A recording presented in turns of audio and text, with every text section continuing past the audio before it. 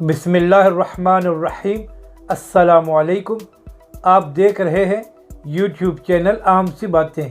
हाफिज़ साद हुसैन रिजवी पर जेल में जुल्म की इंतहा की जा रही है।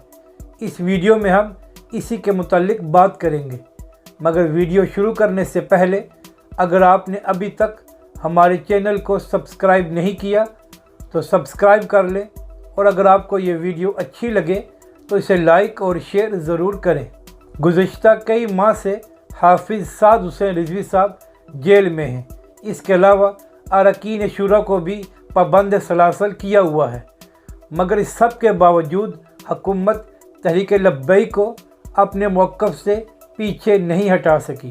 तो अब हुकूमत ने हाफिज़ साद हुसैन रिजवी को ज़हनी तौर पर टॉर्चर करना शुरू कर दिया है, और अब हाफिज़ साद हुसैन रिजवी को उनकी फैमिली के साथ और वकला के साथ मिलने नहीं दिया जा रहा, और उनको एक काल कोठरी में बंद किया हुआ है।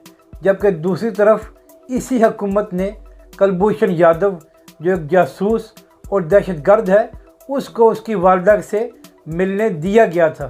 तो आप यहाँ से अंदाज़ा लगा लें कि तहरीक लब्बैक और हाफिज़ साद हुसैन रिजवी से ये हुकूमत किस तरह का बर्ताव कर रही है। मगर अभी तक तहरीक लब्बैक और हाफिज़ साद हुसैन रिजवी अपने मौक़िफ़ पर डटे हुए हैं, और हुकूमत को ये बात मालूम होनी चाहिए कि हाफिज़ साद हुसैन रिजवी साहब अल्लामा खादिम हुसैन रिजवी के साहबजादे हैं, और अल्लामा साहब मजदूरी की हालत में 6 महीने इसी हुकूमत में जेल में रहे थे, मगर हुकूमत उनको झुका नहीं सकी थी। तो फिर वो नौजवान हाफिज़ साद हुसैन रिजवी को किस तरह झुका सकेंगे।